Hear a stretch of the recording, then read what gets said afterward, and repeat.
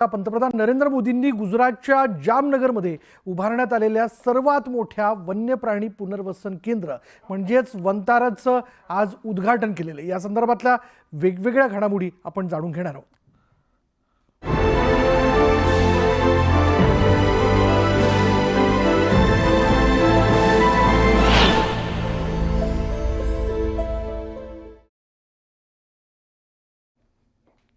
पंतप्रधान नरेंद्र मोदींनी गुजरातच्या जामनगरमध्ये उभारण्यात आलेल्या सर्वात मोठ्या वन्य प्राणी पुनर्वसन केंद्र म्हणजेच वनताराचं उद्घाटन केलं.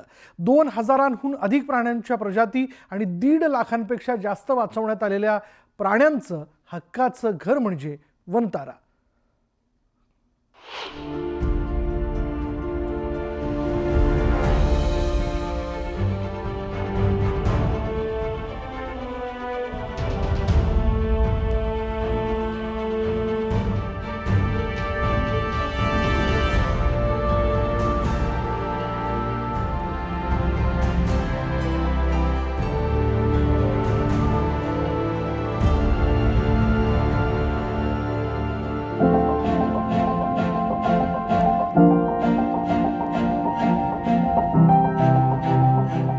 पंतप्रधान नरेंद्र मोदींनी वनतारा सेंटरमध्ये प्राण्यांना पुरवण्यात येणाऱ्या सुविधांची माहिती घेतली.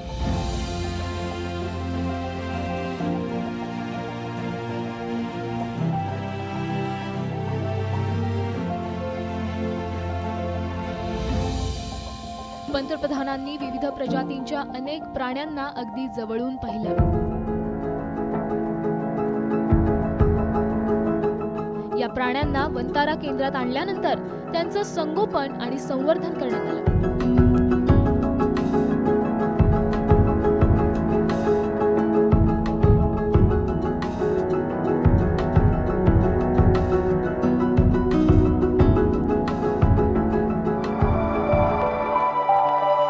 तब्बल 3000 एकरात वनताराचा हा ग्रीन बेल्ट परिसर पसरला.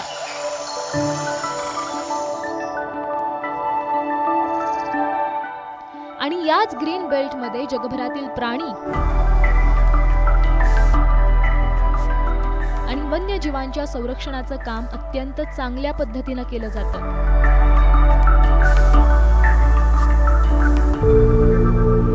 वनतारात प्राण्यांना फक्त आसराच मिळतो असं नाहीये,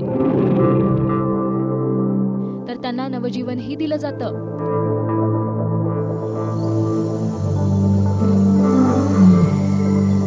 वनतारा प्रोजेक्ट या नावाखाली हे मोलाचं काम केलं जातंय.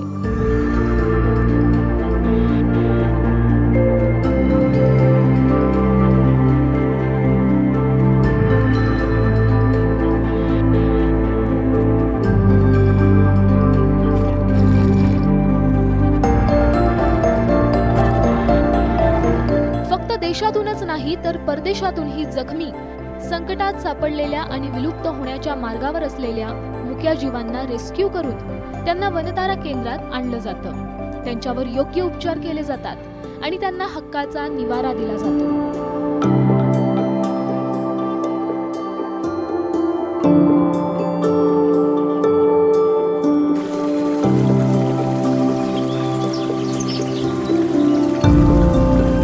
वनतारा प्रोजेक्ट हा गुजरातच्या जामनगर रिफायनरी कॉम्प्लेक्समध्ये सुरू करण्यात आलाय. तब्बल 3500 एकरांवर पसरलेला वनतारा हे जगातील सर्वात मोठे प्राणी पुनर्वसन केंद्र आहे.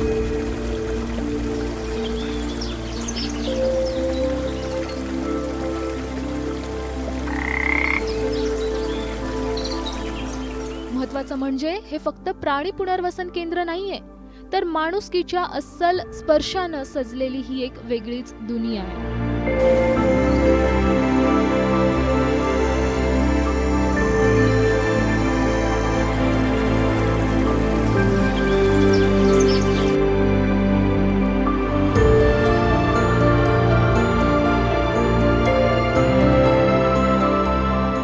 प्राण्यांचे रेस्क्यू असो, त्यांच्यावरचे उपचार असो किंवा त्यांचं संगोपन असो, प्रत्येक गोष्ट संपूर्ण आत्मीयतेनं आणि मन लावून केली जाते. वनताराचं हे व्यापक अभियान आहे.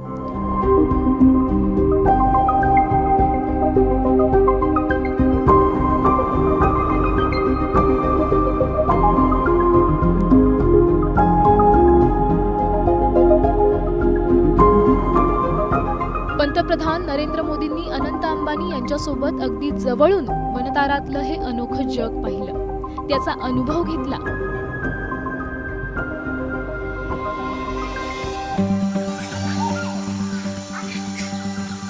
वनतारा हा भारतातील अशा पद्धतीचा एकमेव प्रकल्प आहे की जिथं वन्यजीव प्राण्यांची अशा प्रकारे संपूर्ण काळजी घेतली जाते. प्राण्यांसाठी विविध प्रकारची सुविधा या केंद्रात आहे.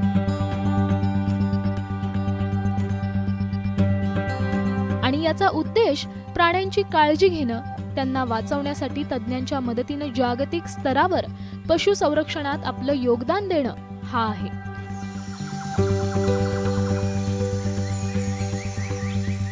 आणि म्हणून वनतारा हा अनंत अंबानी यांचा सर्वात महत्वाकांक्षी ड्रीम प्रोजेक्ट आहे.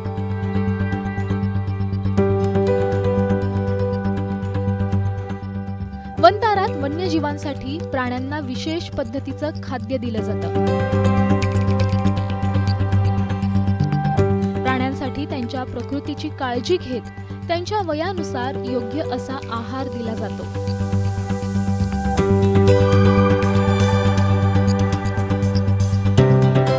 प्राण्यांना नैसर्गिक आणि पोषक वातावरण मिळावं यासाठी सर्वतोपरी प्रयत्न केले जातात.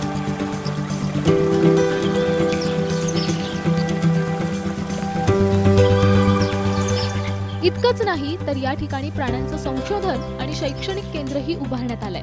खुद्द पंतप्रधान मोदींनीच याचं उद्घाटन केलंय आणि अगदी जवळून वन्यजीवांच्या या अनोख्या अद्भुत दुनियेची सफर केली. फार्म एनिमल्स जिसे हम कहते हैं, उसके लिए तो बहुत सारे लोग काम करते हैं. वाइल्ड लाइफ के लिए बहुत कम लोग हैं.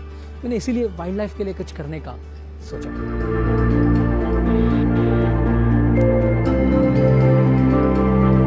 लहानपणापासूनच अनंत अंबानी यांचं वन्यजीव आणि प्राण्यांवर निस्सीम प्रेम आहे. त्यांची याविषयीची आत्मीयता, करुणा यातूनच वनताराची ही संकल्पना पुढे आली.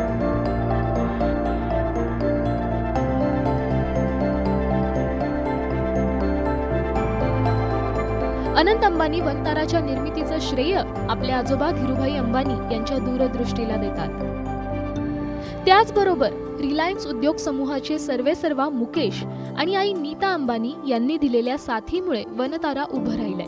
म्हणूनच या प्रकल्पाला सेवालय असं म्हटलं जातं.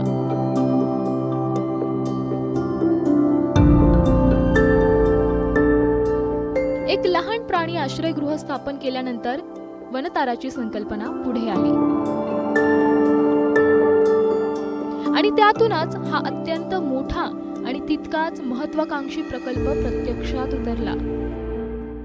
मेरे पापा हमें हमेशा जंगल ले जाते थे. रणथंभौर, गिर, बांधवगढ़, काजीरंगा, पेंच, हम सब बचपन में जंगल. पापा खाली एक ही समय पापा हमें छुट्टियां में लेके जाते थे. वो जंगल होता था. हम और कहाँ छुट्टी जाते ही नहीं थे, जंगल. तो हमें वाइल्ड लाइफ से बहुत प्रेम था. फिर जैसे जैसे मैं बड़ा होते गया और मैं समझता गया, मैंने सोचा कि वाइल्ड लाइफ के लिए कुछ काम किया जाए. जो फार्म एनिमल्स जिसे हम कहते हैं, उसके लिए तो बहुत सारे लोग काम करते हैं. वाइल्ड लाइफ के लिए बहुत कम लोग हैं. मैंने इसीलिए वाइल्ड लाइफ के लिए कुछ करने का सोचा.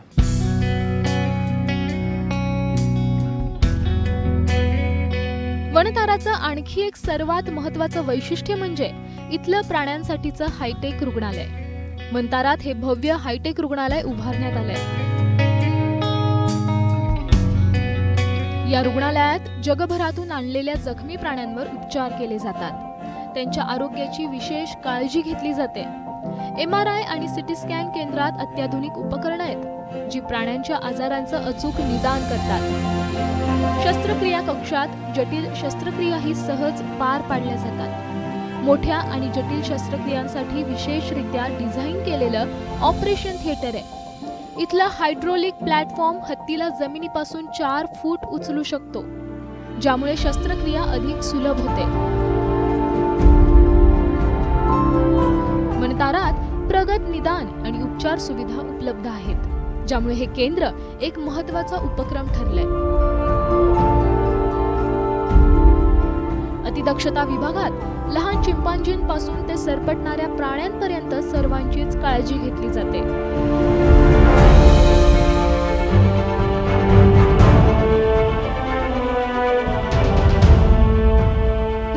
वन्य पशु कल्याणासाठीचा पुढाकार म्हणजेच वनतारा.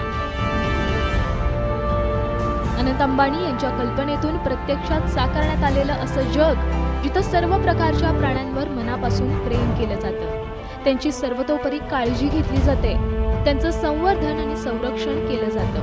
म्हणूनच वनतारा हे फक्त एखादं प्राणी केंद्रच नाही, तर हा एक भावनिक बंध आहे. यातून निसर्गासोबत असलेलं नातं आणखी घट्ट करण्याचा प्रयत्न आहे. Bureau report, news 18 Lokmat. दरम्यान पंतप्रधान नरेंद्र मोदींनी गुजरातमधील वन्यजीव केंद्र वनताराचं उद्घाटन केल्यानंतर तिथल्या वन्यजीवांचं खास वेळ घालवला आणि वनताराच्या या संकल्पनेसाठी अनंत अंबानींचं मोदींनी तोंड भरून कौतुक केलंय.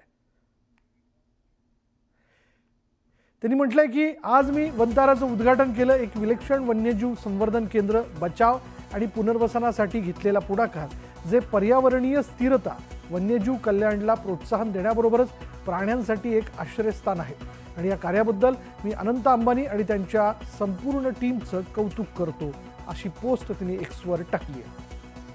शिवाय वनतारासारखा प्रयत्न खरोखरच कौतुकास्पद आहे.